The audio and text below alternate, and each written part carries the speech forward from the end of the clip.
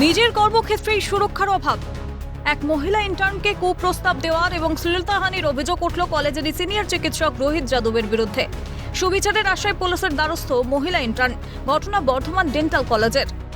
ঘটনাটা হচ্ছে আমাদের কলেজেরই একজন আমার ডিপার্টমেন্টেরই স্যার ডক্টর রোহিত যাদবকে নিয়ে, যিনি বিভিন্নভাবে মেন্টালি ফিজিক্যালি আমাকে ট্রমা দিয়ে চলেছে বিগত 6 মাস ধরে।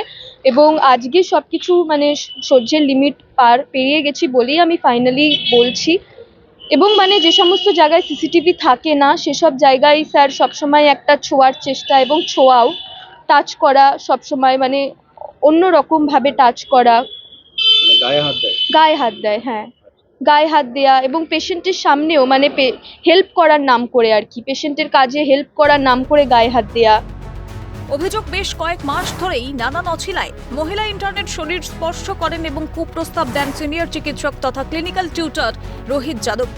প্রতিবাদ করায় পরীক্ষায় ফেল করিয়ে দেওয়ারও হুমকি দেওয়া হয় বলে অভিযোগ। কিন্তু গত 3 দিন ধরে সেই মাত্রা আরও বাড়ে। তাই তিনি কলেজ অধ্যক্ষকে বিষয়টি জানানোর পাশাপাশি সুবিচারের আশায় পুলিশের দ্বারস্থ হয়েছেন। একই সঙ্গে অভিযুক্ত চিকিৎসকের শাস্তির দাবি জানানো হয়েছে ছাত্র সংসদের তরফে। এটা চলছে প্রায় 6 মাস ধরে।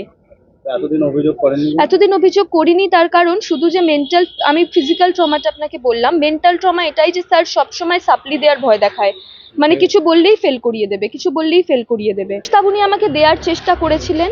তো প্রস্তাব আমি প্রথম দিন থেকেই আর কি আমি একদম বুঝিয়ে দিয়েছিলাম যে আমি অবশ্যই কুপ্রস্তাব, ওনার তাকানো, ওনার দৃষ্টিভঙ্গি, ওনার অ্যাটিটিউড সব কিছুই অত্যন্ত খারাপ। সহ্য করে যাচ্ছি আমি 3 দিন থেকে, সহ্য করে আমি আজকে আর ফাইনালি পারিনি। হ্যাঁ, আমি থানায় অভিযোগ করেছি। সঙ্গে সঙ্গে কুইক অ্যাকশনে আমাদের প্রিন্সিপাল স্যারকে সেটা জানিয়েছি, এবং তার পরবর্তী আমরা আমাদের প্রশাসন যে পুলিশ তাকে এটা রিপোর্ট করেছি। আমরা চাই এই ধরনের যে কোনো বিহেভিয়ার, এই ধরনের যে কোনো অ্যাকশান, ঠিক আছে, তার স্ট্রিক্ট কোনো একটা পানিশমেন্ট হোক, যাতে এটা একটা নজির হয়ে থাকে যে এই ধরনের কোনো জিনিস আমরা সহ্য করছি না এবং করবও না।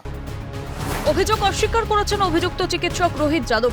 অন্যদিকে কলেজ অধ্যক্ষ জহর রায় জানিয়েছেন সমস্ত দিকই খতিয়ে দেখা হচ্ছে কলেজের তরফে। ইতিমধ্যেই তদন্ত শুরু করেছে বর্ধমান থানার পুলিশ।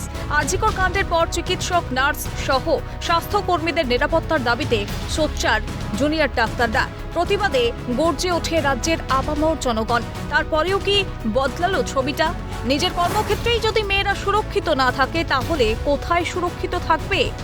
রাজেশ খানের রিপোর্ট, ক্যালকাটা নিউজ।